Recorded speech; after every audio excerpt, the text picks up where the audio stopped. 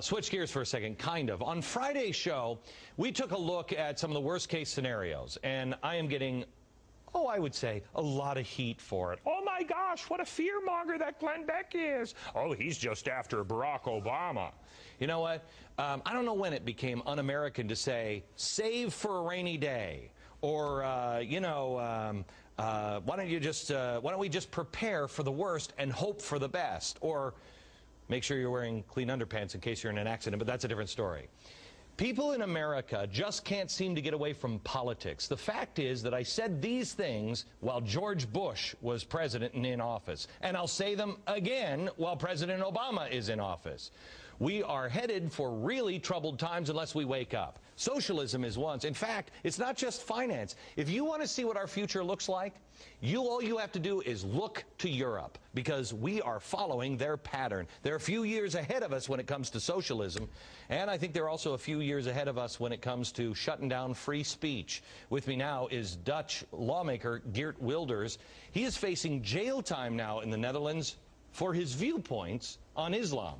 He has also just been barred from entering Great Britain to attend a screening of his new film. Good to see you again, sir. How are you? Good to see you, Glenn. Pleasure to be on your show. How surprised were you that you couldn't go into the United Kingdom? Well, I'm very surprised. I really thought that the United Kingdom was a democracy with freedom of speech high on the agenda.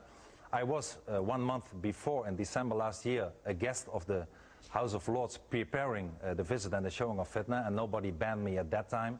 And then a few days before I went to the United Kingdom, I got a letter delivered by the UK ambassador in The Hague saying that I would not be welcome because of my views on Islam and my short film Fitna. I would threaten community harmony, whatever it means, and therefore public security. And I thought by myself, well, this is very wrong, so I just take a plane and let them send me back if they have the guts to. And unfortunately, they did.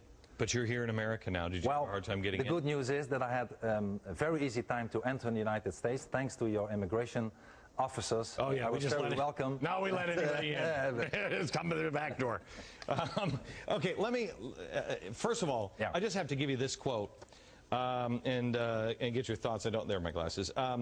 The fact that in Mohammedan law, every woman must belong to some man as his absolute property, either as a child, a wife, or a concubine, must delay the final extinction of slavery until the faith of Islam has ceased to be a great power among men.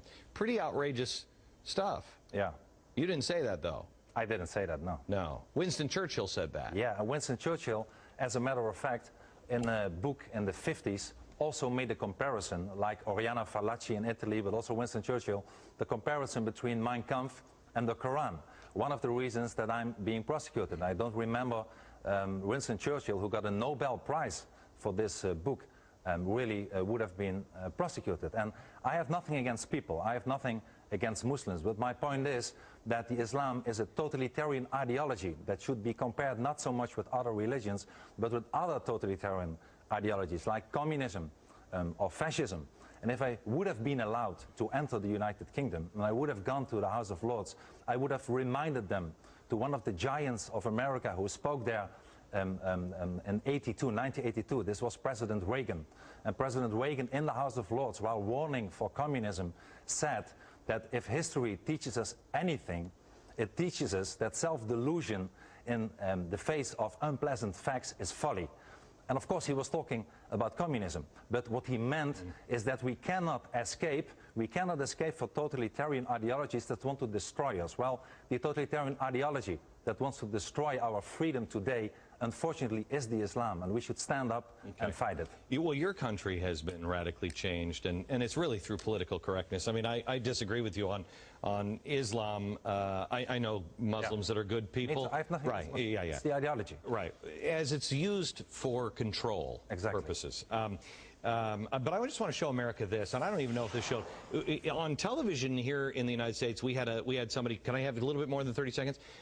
We had somebody on television, or that was running a television station just a couple of weeks ago, behead somebody in an honor killing. Yeah. And then in England, where you're not allowed to say anything, they have an anti-Christmas message. The Queen gives a Christmas message, and I just want to play a little bit of the other side, I guess, for fairness against Christmas. The other side, this is, do we have the video? This is the video of the other side. We don't have it? You reload it? There it is. Bismillahirrahmanirrahim. They have Ahmadinejad They have give the anti-Christmas message in the United Kingdom. That's insanity. They have Ahmadinejad in the United Kingdom. They have people shouting Hamas, Hamas, and all the Jews have to be gassed in the center of London.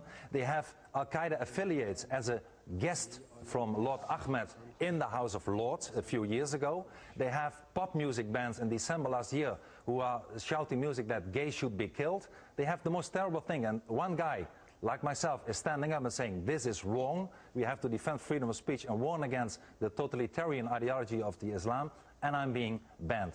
I'm here today, Glenn, this week in the United States to really learn from you. What I want to propose is a European kind of First Amendment. I want all the hate speech laws that are only used against us to be abolished in Europe. And let us come with a European first kind of amendment and learn from the freedom of speech that you Americans have. Well, we take it for granted. I don't think people really understand it here. Best of luck to you, sir. Thank you very much. Stay safe. I appreciate it. You know, thanks, America, there is no speech worth protecting unless it's the speech you abhor. I don't know about you, but I ain't trying to ban any speech about M&Ms are yummy. I'm okay with that.